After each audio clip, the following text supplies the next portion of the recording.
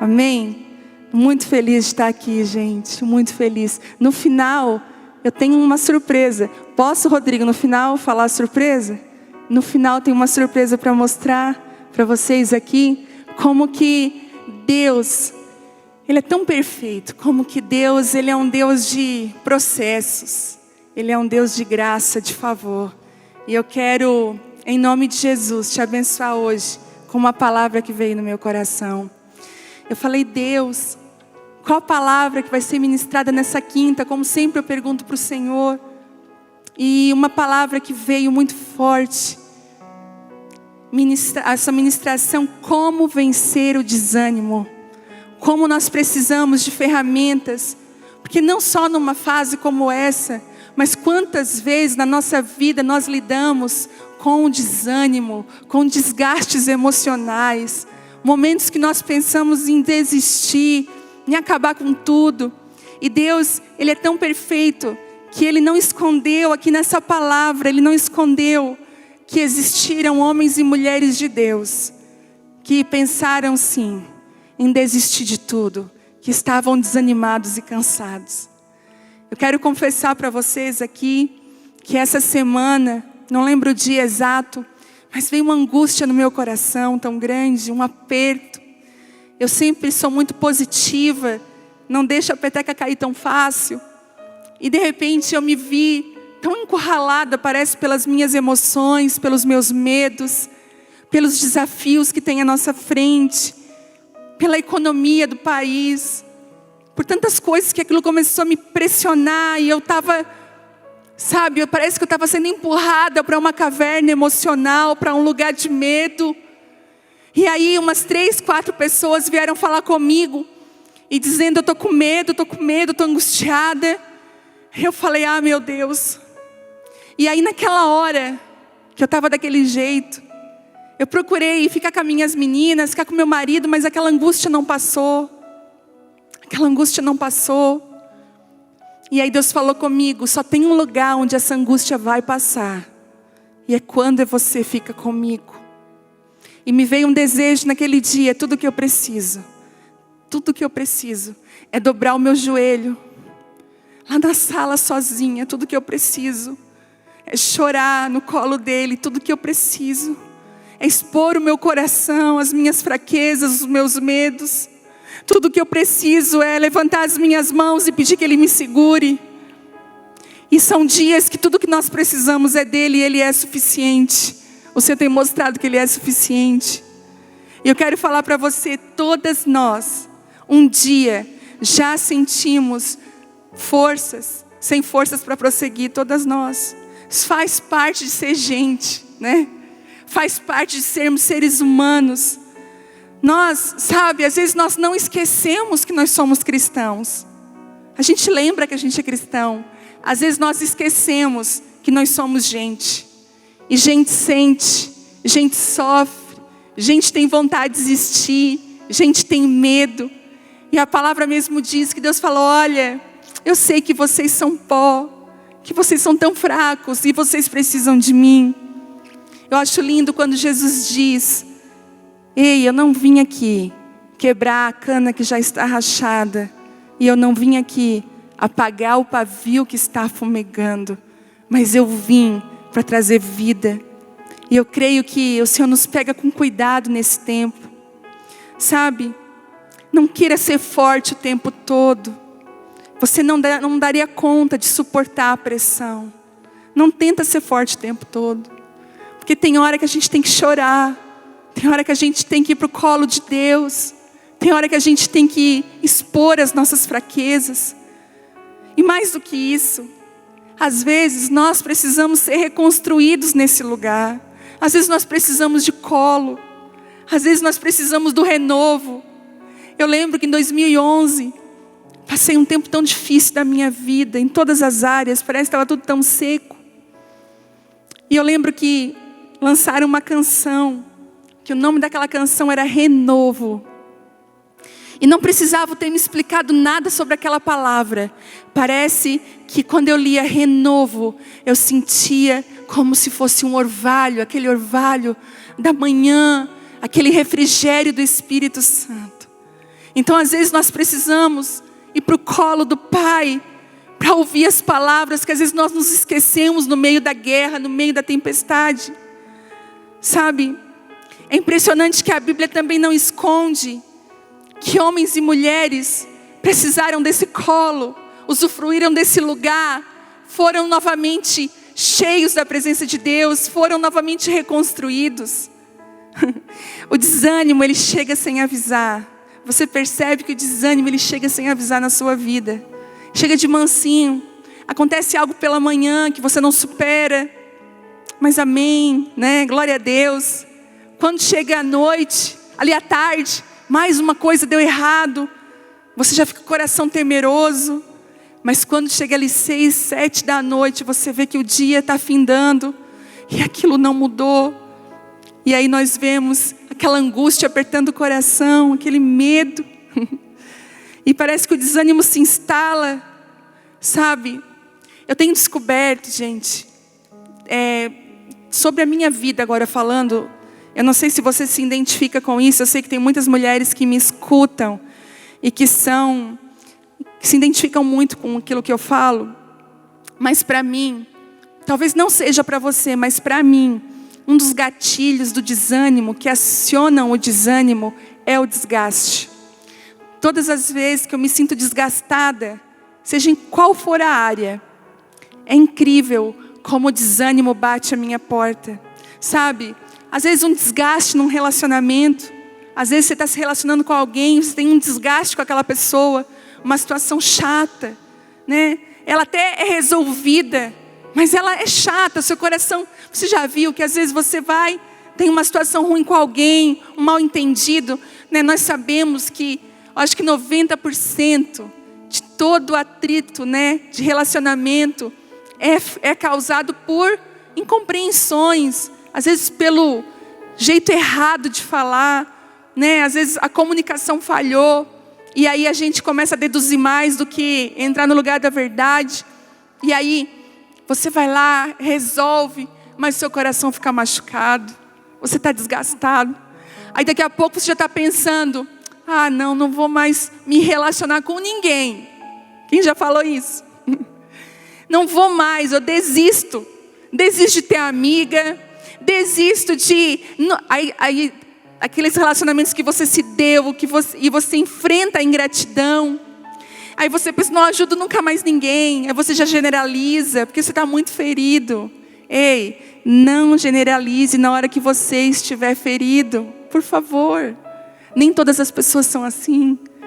E alguns desgastes realmente levam a gente para um lugar de desânimo. Sabe, às vezes desgaste no casamento. Talvez tem mulheres que estão me ouvindo que você já está tentando há tanto tempo que o seu marido entenda algumas coisas, que o seu marido saia, né?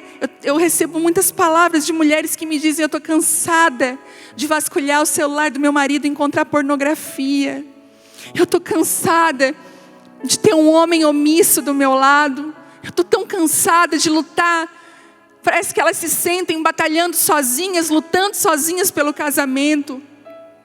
E quando existe esse desgaste, parece que dá vontade de desanimar, de não prosseguir mais.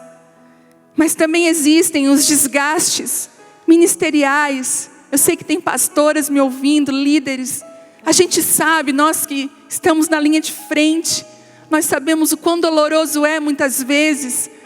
Quantas vezes nós somos desgastados por pessoas também que não nos entendem, às vezes mal incompreendidos, às vezes erramos de verdade, falhamos, erramos, e aí o desgaste bate à nossa porta. Parece que nós nos doamos e daqui a pouco nós não temos mais força. Gente, deixa eu tomar uma água aqui. Mas eu identifiquei algo em mim há muito tempo atrás, no Telmo também. Quantas vezes eu ministrei aqui na quinta-feira, e isso aqui estava lotado de mulher, e eu vim para cá mesmo, por uma direção de Deus, porque se eu pudesse correr desse lugar eu corria. Quem me conhece de perto sabe que isso é verdade. As inseguranças que ainda eu luto, que fazem parte mesmo das feridas da minha história. Mas aí quando eu chegava aqui, Eu sempre dizia, meu Deus, aquela mulher lá parece que não sou eu. Parece ser uma leoa. E de repente aquela mulher que tinha vergonha de dar um pulo. Quantas vezes eu me expus aqui dançando, pulando. Quantas vezes falei coisas. Mas as minhas amigas, elas podem confirmar isso. Que ao sair desse lugar, descendo por aquelas escadas, eu já desci chorando.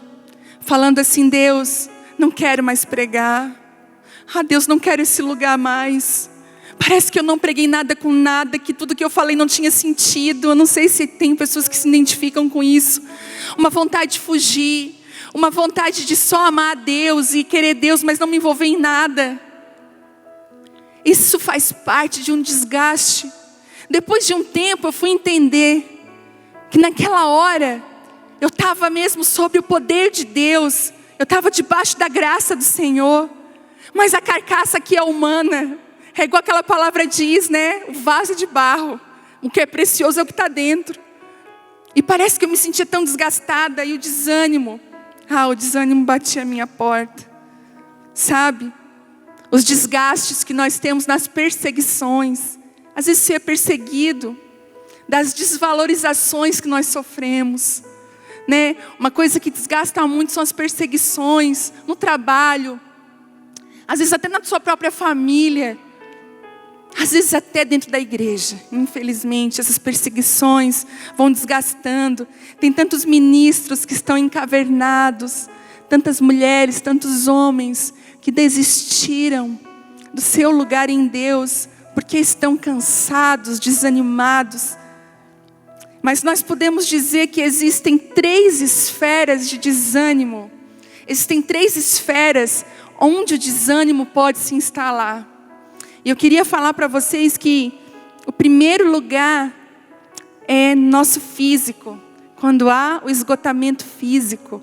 Eu não sei aqui quem já praticou algum exercício físico, né? E você sabe quando o seu corpo se esgota. Eu lembro quando eu tinha que fazer algumas repetições na academia. E o meu músculo, né, o meu braço já não ia mais. O meu músculo estava pedindo arrego, desesperado. E o professor falava assim, continua, porque é agora que você vai ganhar músculo. Até agora, você só fez um exercício simples, mas quando começa a doer, é que você está ganhando massa. Eu falei, uau! Então é quando começa a doer, quando você diz que não aguenta mais, é que você cresce em Deus.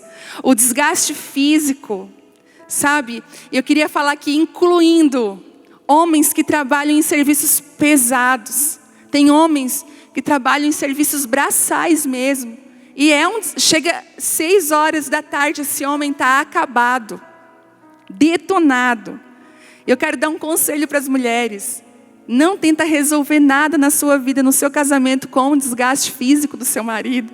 Quando ele chega em casa, prepara um banho, uma comida, depois você vai resolver as coisas. Porque o desgaste físico, parece que ele traz irritabilidade. Você já viu isso quando você está cansada, você fica irritada. Você responde que você talvez não responderia se estivesse bem. Mas eu também queria falar aqui de um desgaste físico, que esse é muito, muito, muito forte. Que são as mães com crianças pequenas e bebês, que estão privadas de sono, de se alimentar corretamente, estão privadas de ler aquele livro que elas queriam, estão privadas às vezes até de passar um tempo na presença de Deus. Elas estão privadas, e isso gera um cansaço tão forte, porque quando você não dorme, gente, o descanso é do Senhor. Posso ouvir um amém aí na sua casa? O descanso, ele é de Deus. Não negligencie o descanso. Você precisa descansar. E às vezes, sabe o que eu vejo? Tudo que uma mãe dessa quer é receber um pouco de cuidado e alívio. Ela ama os filhos, não quer estar longe deles, mas ela precisa de um tempo para se recuperar. Gente, eu lembro quando eu tinha as minhas meninas pequenas. Era tão bom quando eu recebia a visita de uma amiga. A minha amiga já vinha com o bolo pronto. Fica a dica aí para você. Se você vai visitar uma mãe que tem bebê, vai com o bolo pronto. E ela vinha com o bolo pronto, botava na mesa. Porque talvez ela não teve nem tempo de comer. E aí, as minhas amigas já pegavam o neném no colo e diziam assim, quer tomar um banho? Vai lá tomar um banho bem relaxada. Ô, gente. Isso é maravilhoso. Aquele alívio que vem. Então se você aí tem amiga que ganhou o bebê há pouco tempo, né? Quando você conseguir visitar a sua amiga, por favor, ajude ela. Ajude. Porque essa mulher deve estar passando por esgotamento físico. Eu lembro de uma amiga minha, que ela teve neném. Ela teve uma menina, a primeira menina dela dormia 12 horas, ela tinha que fazer cosquinha para a menina acordar. Ela pensou, uau, como é fácil ter filho, como é legal. Vou ter a segunda não dormia 5 horas. E ela falou, o que eu fiz da minha vida, meu Deus. E ela falou, né, se eu tivesse ganhado a segunda, primeiro eu não teria a segunda. E aí, gente, foi tão forte o estresse dela, o cansaço, que o cabelo dela começou a cair de tufo. E sabe aquelas bolas no meio da cabeça? Eu não sei se é alopecia o nome dessa doença. E ela começou, e ela desesperada. Porque quando o esgotamento físico não é tratado, a pessoa não descansa, aí nós vamos chegar no segundo lugar onde o desânimo chega, que é o esgotamento emocional. Pessoas que passaram por perdas traumáticas. Mulheres que foram abusadas, seja sexualmente, fisicamente ou verbalmente. Pessoas que atravessaram vales de humilhação. Os fracassos que se escondem nos recônditos da alma. Coisas que talvez as pessoas nem sabem, está lá guardado. Aí tem pessoas que têm colapsos nervosos.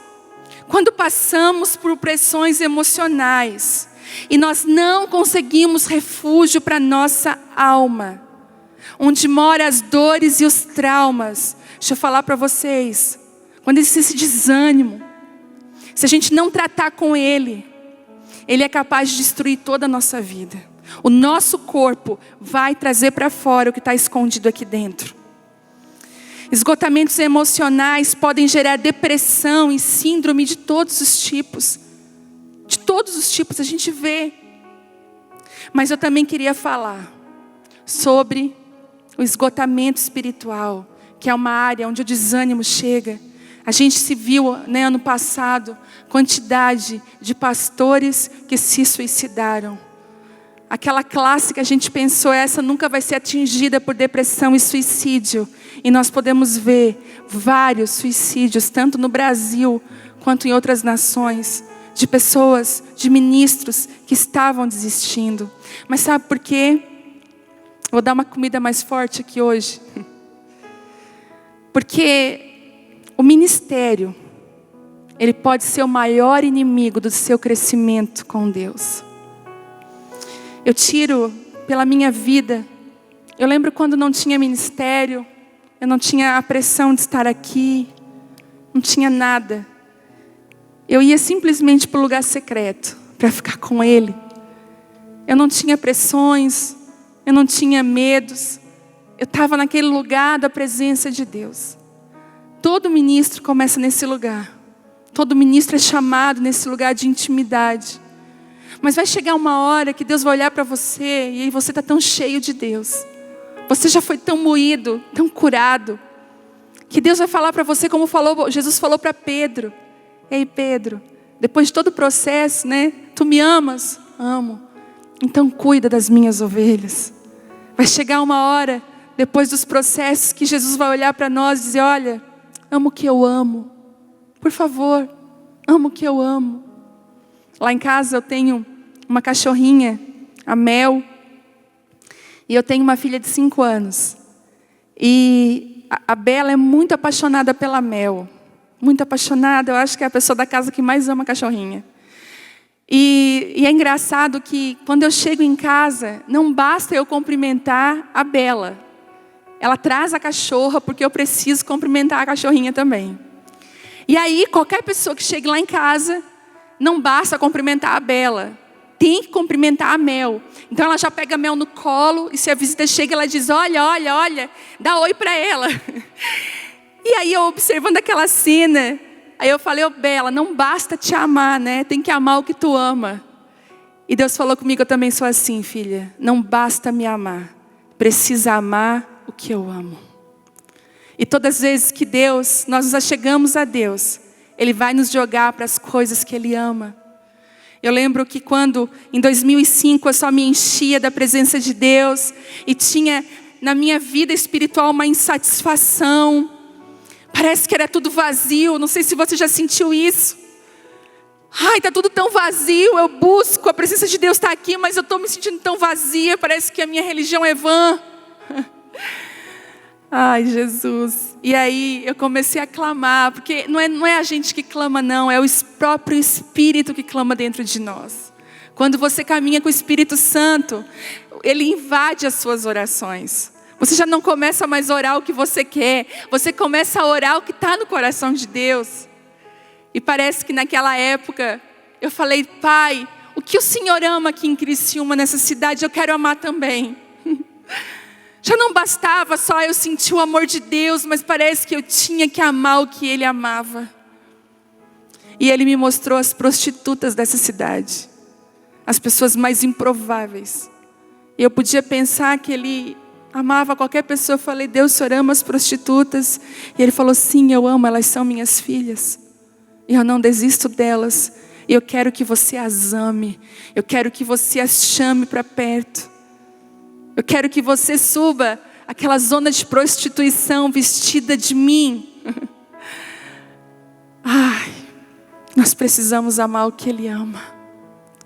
E parece que quando nós entramos nesse lugar, o Espírito Santo vem de uma forma tão profunda. Mas mesmo assim, às vezes, os desânimos vêm, as vontades de desistir de tudo. Quem já nunca falou isso? Ah, eu vou desistir de tudo. E parece que Deus, Ele acende, sabe? Algumas luzes internas, para você parar. Para, filha. Eu lembro que ainda, ano passado, eu tinha aceito tanto convite para ministrar, E um dia no avião eu estava tão cansada. Tinha ministrado em 2 cidades, 2 estados muito longe um do outro. Tinha dormido 3 horas por noite. Eu estava com saudade de casa, cansada. E eu falei: ah, Deus, eu estou tão cansada. E o Senhor falou assim comigo: não ignore os sinais que você precisa ser restituída de tudo que você deu para a multidão.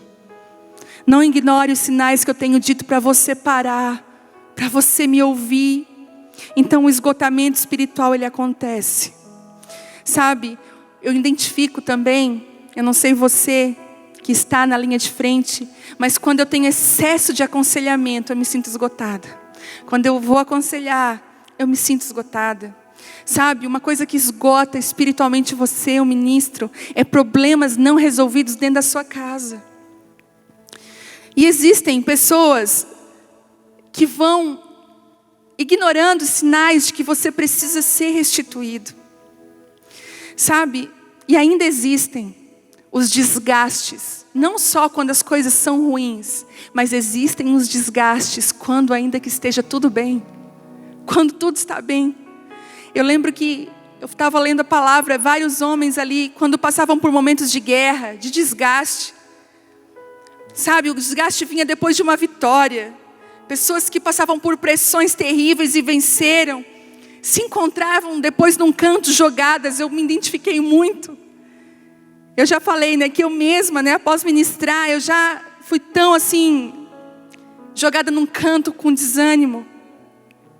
E eu queria que você abrisse a sua Bíblia, se você tem ela nas suas mãos, em Juízes 15, 14.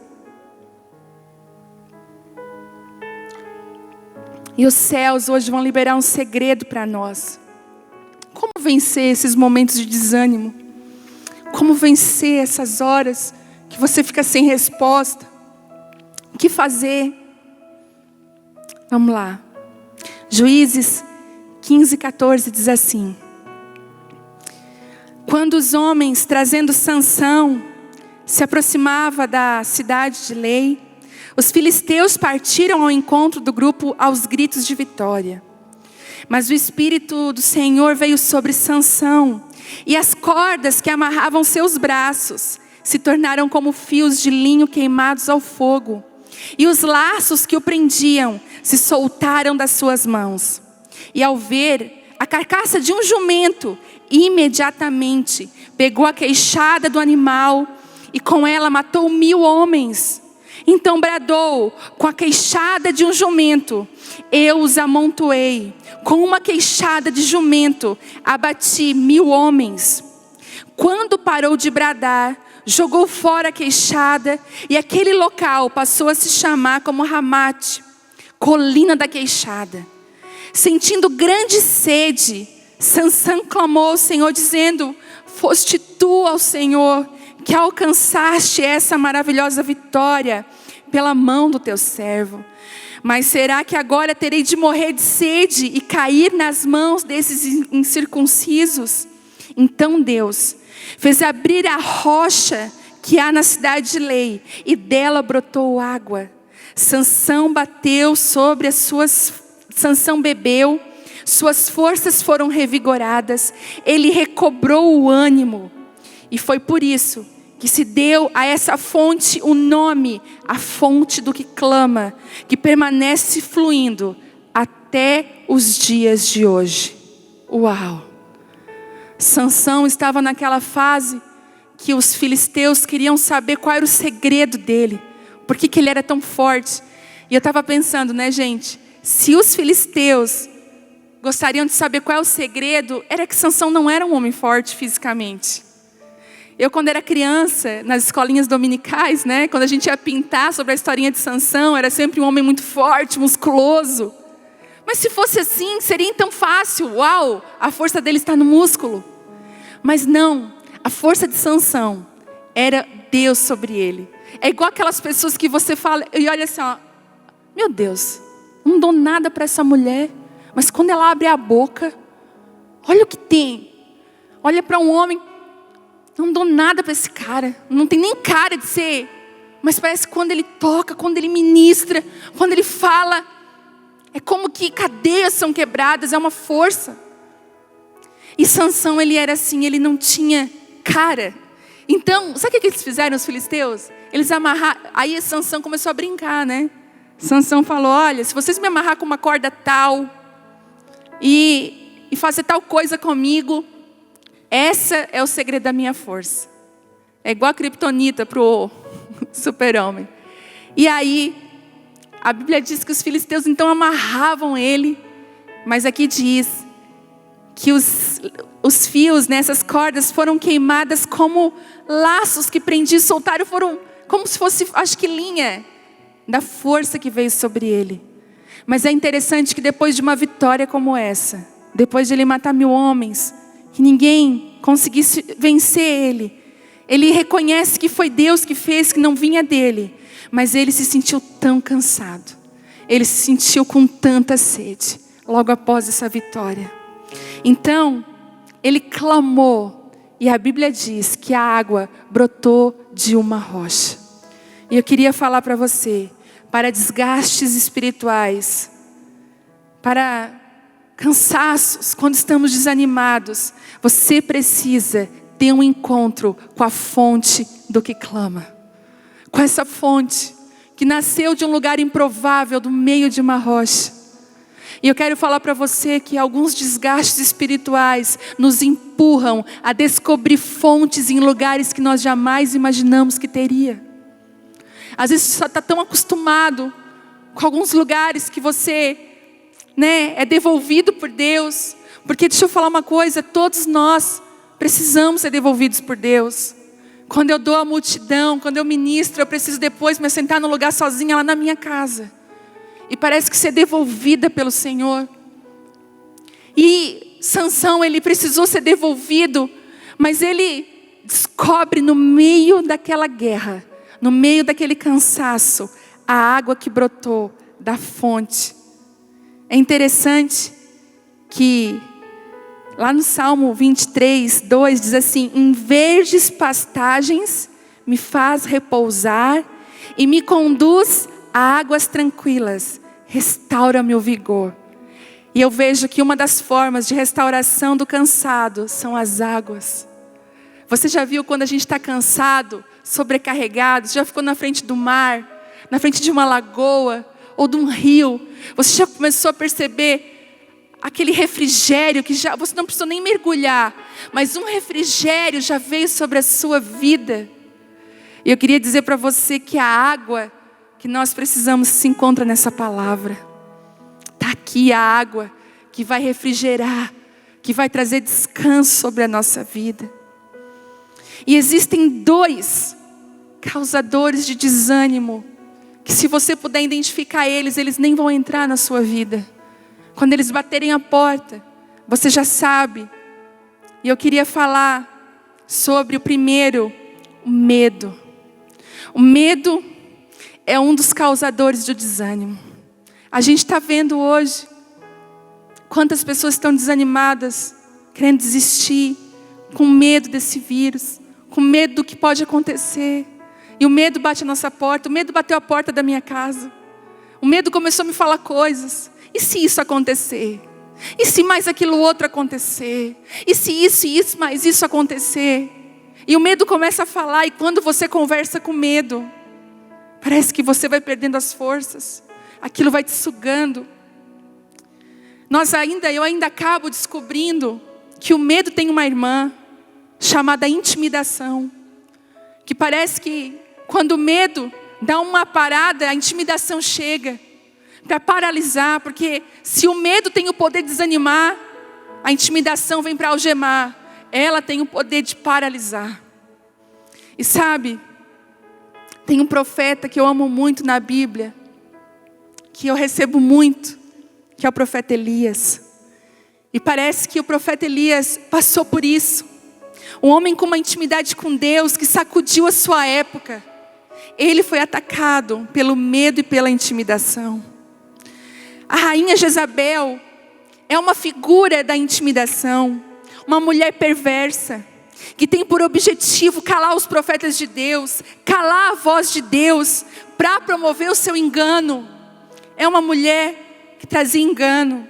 Nós vemos pessoas que caminham sob a influência desse espírito. São intimidadoras, altivas, sedutoras. Quantas vezes nós encaramos esse espírito, às vezes envolvendo pessoas. E lá em 1 Reis 18, 37, diz assim,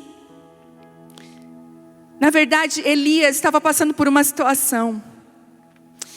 O povo tinha tantos adoradores de Baal, e Elias queria mostrar quem era o verdadeiro Deus. E aí ele fez um desafio para os profetas de Baal. Fez para Acabe. Vocês vão lá no Monte Carmelo. Vocês levam todos os adoradores de Baal. Nós vamos construir 2 altares. 2 altares. Um para Baal e um para Deus.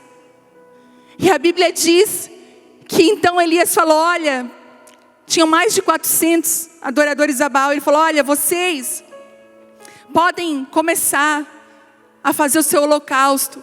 Porque o Deus que responder com fogo, esse será Deus. O altar que será cheio de fogo, toda a nação vai adorar esse Deus. Então ele disse aos adoradores de Baal, vocês podem começar.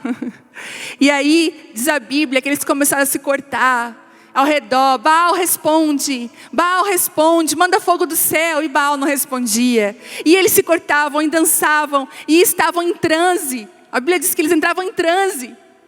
Quando chegou meio-dia, Elias começou a falar assim, será que ele não está dormindo? Elias começou a dizer, o que será que ele não está trabalhando? Elias começou a caçoar. E aí quando eles estavam exaustos, cansados, Elias então constrói o altar.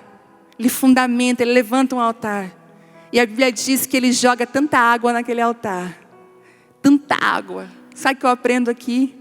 Se está impossível, torne a coisa mais impossível ainda. Para que você ouça e veja a glória de Deus. Tinha um holocausto, mas ele diz assim, derrame água, derrame água, derrame água por mais 3 vezes. E aquelas pessoas encharcaram aquele altar de água. E aí, lá em 1 Reis 18:37, ele faz uma oração. Agora, pois, responde-me, Senhor. Atende, para que esse povo reconheça que Tu é o Senhor. E és o Deus e fazes o coração do povo retornar para ti. Então no mesmo instante, caiu fogo do céu sobre o sacrifício, queimou completamente, bem como toda a lenha armada, as pedras e todo o chão em volta, e ainda secou toda a água que enchia a valeta. Assim que o povo testemunhou todo esse acontecimento diante dos olhos, imediatamente todos se prostraram com o rosto em terra e exclamaram em uma só voz: só o Senhor é Deus, só o Senhor é Deus.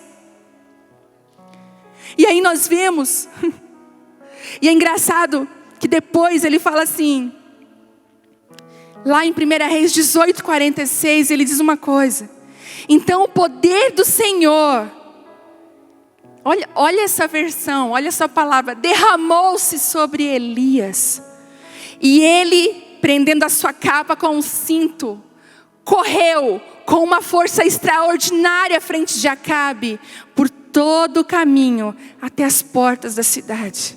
Era como se algo tomasse a vida de Elias. Aprenda a lidar com as suas limitações.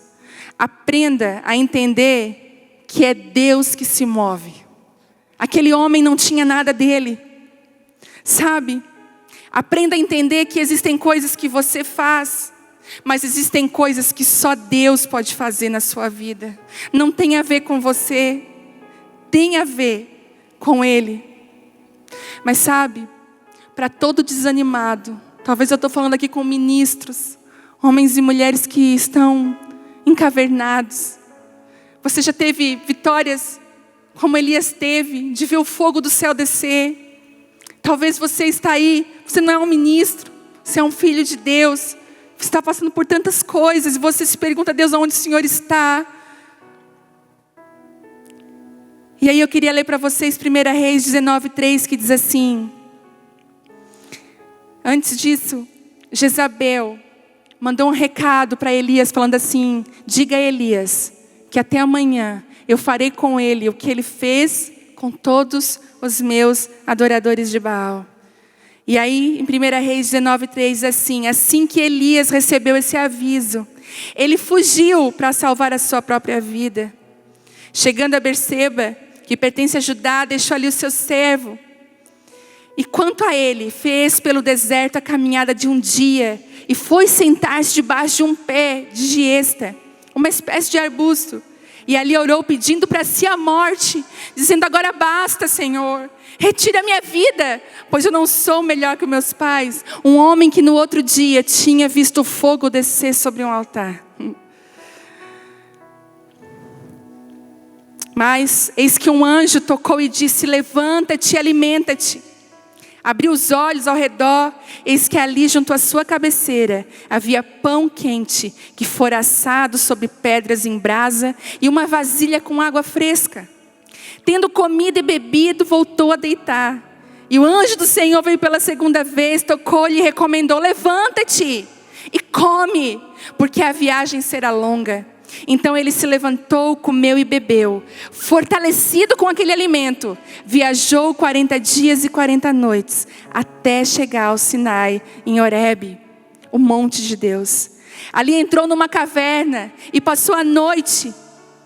Então Elias ouviu a voz do Senhor e lhe questionou nesses termos: que fazes aqui, Elias?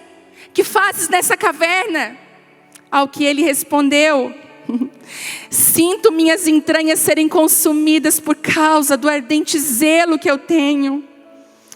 Porquanto os israelitas abandonaram a tua aliança, destruíram os teus altares e mataram os teus profetas ao fio da espada.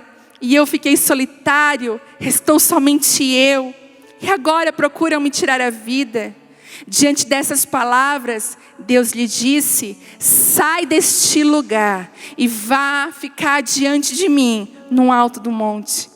Então o Senhor passou por ali e mandou um vento muito forte, que fendeu os morros e partiu as rochas em pedaços. Contudo, o Senhor não estava no vento.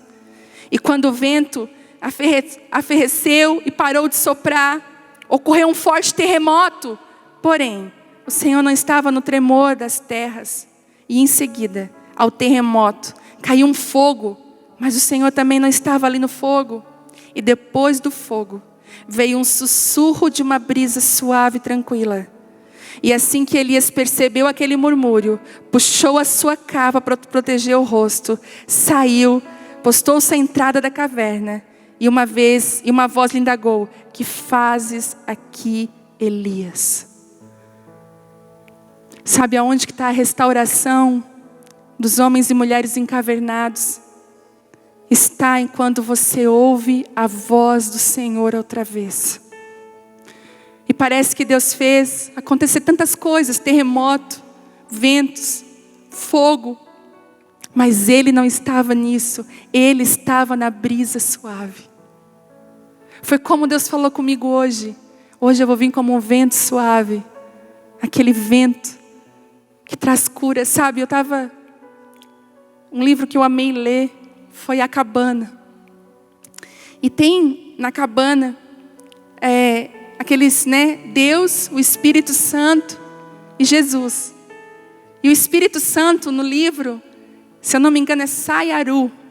Gente, se eu errar depois, vocês não ficam me corrigindo no YouTube. Pastor, é tal, pode estar errado. Sayuaru ou Sayaru, enfim. Quando o escritor estava escrevendo esse livro, ele queria dar um nome para o Espírito Santo, que fosse um vento. E ele disse que ele conversou com uma indiana no trabalho dele. A indiana ligou, trataram de assuntos de trabalho. E ele falou: olha, na língua indiana, como que é vento? E ela falou: olha, na nossa língua, nós temos muitos ventos. Porque cada vento tem um nome. E ele então ficou pasmo com aquela revelação. E ela deu uma lista de nome de vento para ele. E aí esse nome veio para ele. Uau, que nome lindo. E ele ligou para ela e perguntou: que vento é esse? Por que é esse nome desse vento? E ela disse: esse vento é aquele vento da brisa suave, aquele vento que vem depois do calor, é aquele vento do refrigério. Você já viu aquele dia de calor e de repente alguém abre a janela ou uma porta e você é tocado pelo aquele primeiro vento? Ai, que alívio! Foi esse vento que tocou a caverna de Elias. É aquele vento que diz assim: ei, eu não desisto de você, e eu te pego no colo, e eu vou recobrar as tuas forças, eu vou te devolver. Sabe? Os reabastecimentos de Deus são curadores. Você percebeu que para Sansão a água fluiu de uma rocha, mas para Elias, cansado no meio do caminho, tinha pão e água. Os reabastecimentos de Deus estão no meio do nosso caminho. E se existe uma coisa que você pode ter certeza: Deus não vai te abandonar para morrer desanimado no meio desse caminho todo. Esses reabastecimentos nos devolvem. Não existe outro lugar. Você pode experimentar o que for ministerialmente, ou experimentar o que for na sua família, financeiramente. Isso não vai repor você. Mas quando você entra para a presença de Deus, e você reconhece que Ele é tudo o que você precisa, aquele vento suave bate na ponta da caverna das tuas emoções, dos teus medos. E parece que o Senhor pergunta: o que fazes aí, Elias? O que você faz aí, Gabi? O que você faz aí, Maria? O que você faz aí, Camila? Não foi para esse lugar que eu te chamei.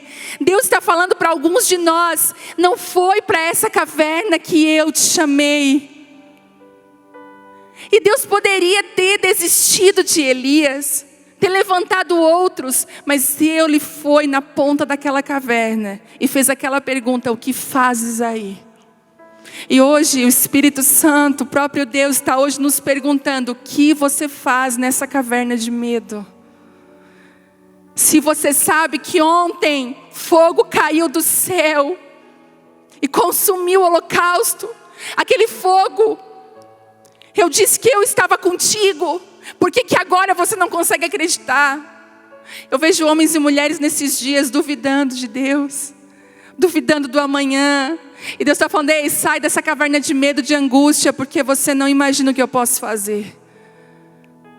É engraçado, né, que na hora da vitória o fogo é bom, a demonstração, mas para tirar a gente da caverna, às vezes não é o barulho, não. Às vezes é só a voz do Espírito Santo. E parece que a Bíblia diz que Ele chora com gemidos inexprimíveis ao nosso favor. Ele sente a dor. O Espírito Santo quer te arrancar desse lugar hoje. E existem algumas lições que eu queria para terminar. E eu queria te falar algumas lições que eu aprendi na caverna do desânimo. Lições que Deus trouxe ao meu coração. A primeira lição de todas: aprenda, tudo tem manutenção. O seu casamento tem manutenção. O seu casamento precisa tem manutenções, precisam ter atitudes. Você precisa se levantar muitas vezes com palavras, com gestos, para trazer aquela manutenção do casamento. Outro dia eu tinha chego aqui, estava o pessoal da limpeza limpando, era uma segunda-feira, o domingo tinha sido cheio naquela semana, e eu vi eles limpando e Deus falou comigo: tudo precisa de manutenção para continuar funcionando. A sua vida com seus filhos precisa de manutenção, a sua vida espiritual precisa de manutenção. Aí você pensa: não, minha manutenção, sabe o que é? Eu vou naquela conferência top, sabe o que é a sua manutenção? Eu não sei se você já ouviu falar sobre solitude, mas às vezes é você desligar tudo, ir para um canto e ouvir só a voz de Deus. A Bíblia diz que não foi no terremoto, não foi no barulho, mas foi quando tudo silenciou e ele ouviu a voz de Deus. Sabe por que você não tem ouvido a voz de Deus? E o que eu mais tenho ouvido é isso: ai, não consigo ouvir a voz de Deus. Porque você está atento às outras vozes. Você está atento às vozes das notícias do WhatsApp. Você está atento às notícias da internet, da televisão. E aí quando você vai orar, você não consegue ouvir Deus, só consegue falar dos seus medos. E parece que Deus, Ele quer silenciar tudo para que você ouça a voz dEle. Tudo precisa de manutenção, inclusive você. Por favor, não negligencie o descanso. Não negligencie. E aí a segunda coisa: aprenda a dizer não. Aprenda a se envolver somente naquilo que Deus te chamou para estar. E para isso, tem a outra lição, a lição da identidade. Que você precisa cursar essa escola com Deus, de conhecer quem você é, quais os seus limites, onde você foi chamado para estar, porque isso vai te impedir de estar em lugares errados. A graça de Deus vai vir sobre a sua vida de uma forma tão profunda, tão profunda. E são algumas lições que eu aprendi durante o desânimo. E não se esqueça que a água que te revigora, ela flui de lugares improváveis. É uma água que não é o ministro fulano de tal que abre lá no YouTube e você bebe. Ela não é uma água que está disponível, ela é uma água que flui do impossível, que flui de uma rocha onde só Deus pode abrir. E não se esqueça que não são os barulhos que vão te tirar dessa caverna, mas são, às vezes, os momentos silenciosos que você tem com Deus. E você ouvir novamente a voz do Senhor, você precisa calar as outras vozes. Eu queria te abençoar com essa palavra hoje. Eu queria pedir mesmo para o Espírito Santo. Eu vejo brisa suave aí nas portas das casas tocando. Eu vejo brisa suave tocando agora em mulheres que estão com o rosto encharcado de lágrimas. Você que tem pensado mesmo em desistir, que você não aguenta mais, o desânimo bateu a sua porta, o medo. E Deus está falando: ei, olha para mim, eu nunca deixei você. E não vai ser agora que eu vou deixar. Eu vejo o Espírito Santo dando agora água e pão, alimento, para você não desistir, para você continuar nesse lugar.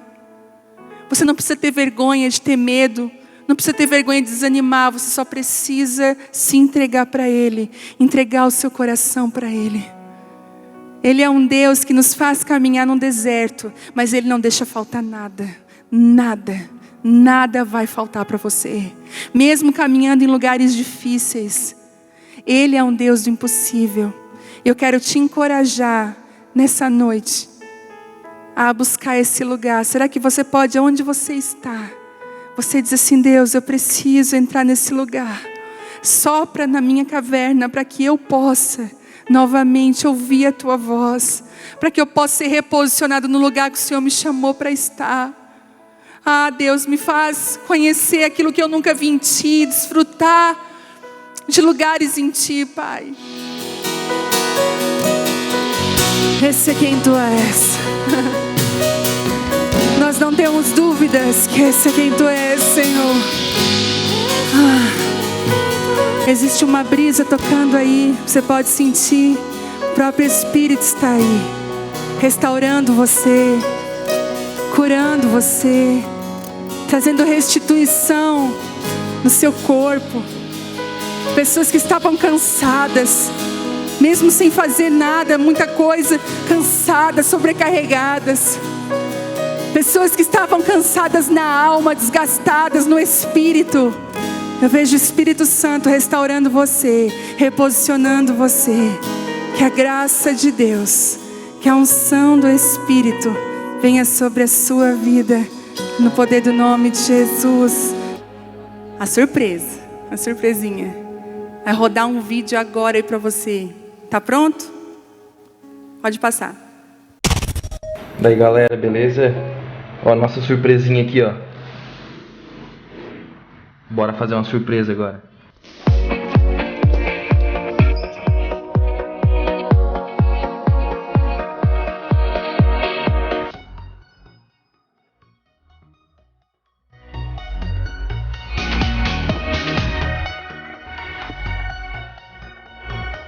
Vire à esquerda na rua Álvaro Catão.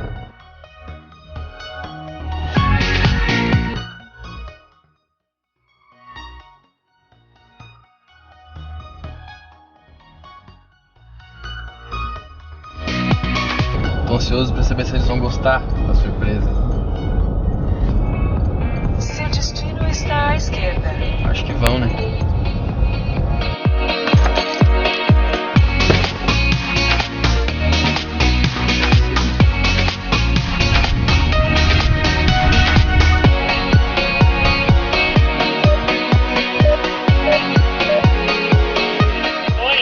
Oi, Vivi, é o Rodrigo.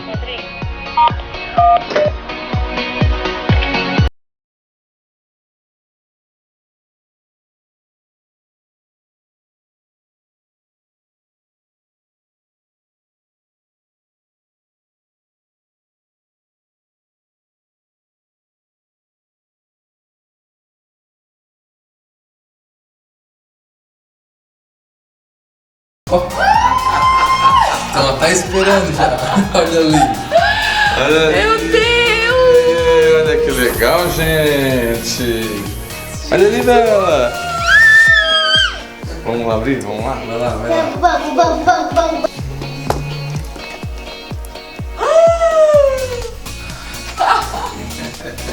Gente!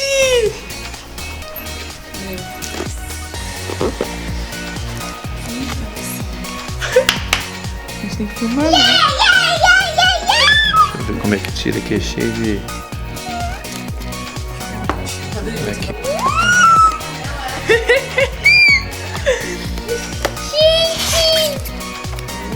Calma. Coisa mais fofa.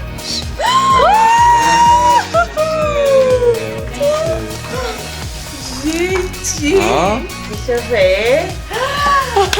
Meu Deus! Professor Sense. deu até uma suada no olho agora. Que legal! Que emocionante, gente. Tira. Que linda, gente. Vira assim, ó. Olha que legal, gente. Top! Olha que legal. Não dá pra crer nisso aqui. Olha que legal, gente. Olha que top. Feliz demais. Demais, né? Bom, gente, nós estamos aqui hoje felizes, recebemos um presente, né? O YouTube mandou para nós essa placa, que são 100 mil, aqui está escrito, ó, 100 mil subscritos no canal, né? Então nós estamos muito felizes porque o canal é uma ferramenta que nós usamos para propagar o Evangelho. Não é para propagar o nome da Abapai ou de um pregador ou de alguém, né? Mas o nome do Senhor. Então são 100 mil pessoas que estão nos acompanhando. Então isso aqui é só materializando, né? Aquilo que a gente já tem, a nossa alegria, porque a nossa alegria não é a placa, a nossa alegria são as pessoas alcançadas. Essa placa só simboliza, materializa essa alegria. Eu acho lindo que foi de uma forma orgânica, né? A gente nunca fez nenhum pedido para que as pessoas se inscrevessem, assim, no sentido nenhum, campanha de se inscreva, promovemos, pagamos para isso, foi tudo orgânico, desde os primeiros 15 inscritos, né? Nós temos lá registrado. E já estamos com quase 120 mil já, né, em 3 semanas aí, um mês que atingiu 100 mil. Nós estamos felizes, né, que venha de 1 milhão agora, né, que é a próxima. E nós ficamos gratos ao Senhor. Celebramos. Eu quero também parabenizar toda a equipe de mídias que faz diretamente ligados, né, a transmissão, imagem, vídeo, áudio, tudo que envolve os midianitas, que eu brinco, né? Os irmãos das mídias. Então, obrigado. Trabalho nos bastidores, atrás das lentes, ninguém vê, mas é para vocês. Parabéns a todos que trabalham com mídias em todas as igrejas, que vocês são usados por Deus para levar a mensagem, né? Muitas vezes que não chega de forma natural, mas através da rede, da internet, chega nas pessoas e de alguma forma os abençoa também. Eu sempre digo que os mídias são um grande arco e as palavras são as flechas e eles são os impulsionadores disso tudo. Então, nosso muito obrigada. Deus abençoe. Celebramos.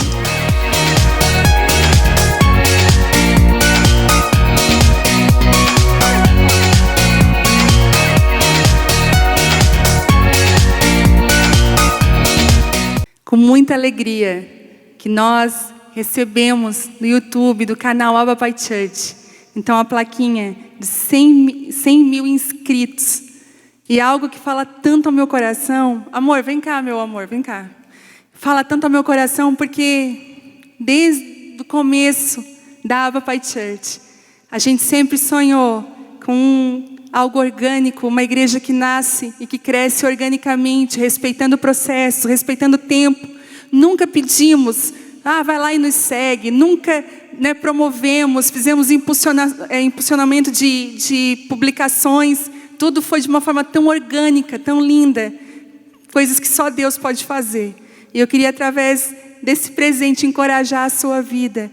Que Deus, Ele é especialista nos mares que a gente teve humilhação e fracasso. Fazer nós vivermos o que jamais imaginaríamos que viveríamos. Como eu falei ali no vídeo, na verdade, isso aqui materializa algo que tem muito mais valor, né? Que são as pessoas que de alguma forma estão nos acompanhando e estão recebendo um pouquinho e compartilhando da mesa daquilo que Deus tem dado para nós aqui. Então, louvamos a Deus pela tecnologia que está sendo usada de forma para glorificar a Deus e parabenizei, né? E faço de novo aqui, todos os irmãos que trabalham com as mídias das igrejas, os irmãos, particularmente os irmãos aqui da Igreja Abapai, que trabalham com toda a parte de mídia, imagem, som, produção, fotografia. Então eu quero glórias a Deus, mas honrar esses irmãos que trabalham atrás das lentes, ninguém vê, né? Ninguém curte, não tem muitos likes, mas a vida deles estão sendo usada para que você seja tocado através das ferramentas da internet, YouTube e tudo mais. Então, parabéns, você que é de outra congregação, que também trabalha com mídias, né? Meu parabéns também é para vocês. E nós ficamos muito felizes, né? Esse prêmio, presente, né? Fica aqui como materializando aquilo que a gente sonha, que é o Evangelho chegando até você de alguma forma. Obrigado, parabéns, meu amor. Vamos encerrar então, eu quero orar por você, vamos orar por todos. Pai, obrigado por essa noite maravilhosa, que nós possamos descansar no Senhor, como o salmo que a Vivi citou aqui no início, né? Como não queremos envolver em coisas grandes demais para nós, queremos que o nosso coração esteja em Ti. Não, Senhor, nós não nos impressionamos com números. Os números podem glorificar o Teu nome, tão somente. Quanto mais pessoas forem tocadas e alcançadas para o Teu reino, isso nos alegra. Mas nós celebramos cada um individualmente. Nós não celebramos centenas, celebramos unidades. Cada pessoa é especial. E eu abençoo cada uma delas, que estão inscritas e que não estão. todos os que nos ouvem hoje, aqueles que ouvirão, os que já ouviram. Pai, em nome de Jesus, que a Tua bênção, eu profetizo com liberdade, Senhor. Declaro que a unção que está sobre essa casa vai tocar a casa dessa pessoa. O óleo corre da cabeça, que é Cristo, passa pela barba e toca nas vestes. Eu te agradeço por essa noite maravilhosa, onde o Senhor ministrou o coração das mulheres, também dos homens que estavam ouvindo, toda a igreja, em nome de Jesus, amém. E até logo, né? Domingo teremos culto à noite, né? Às 19 horas, né? O culto de Páscoa. E semana que vem continuamos com a reunião dos homens na quinta-feira que vem. A igreja está virtual, mas ela não deixou de ser virtuosa. Sábado agora estaremos entregando 560 ovos de Páscoa para as crianças carentes da cidade. O Senhor levantou pessoas para ofertar e presenteá-las, e nós vamos estar levando, na verdade nós vamos chegar lá e dizer: olha, o coelhinho da Páscoa não veio, mas Jesus mandou entregar para você. Nós vamos abençoá-las, as crianças, e eu acredito que vai ser um dia maravilhoso. Apesar de tudo que está acontecendo, Deus continua sendo Deus, Ele continua sendo soberano, e nós somos eternos. Não esqueça, somos peregrinos e forasteiros aqui, temos uma vida eterna guardada em Jesus. Que Deus abençoe a sua vida, fique em paz, amém.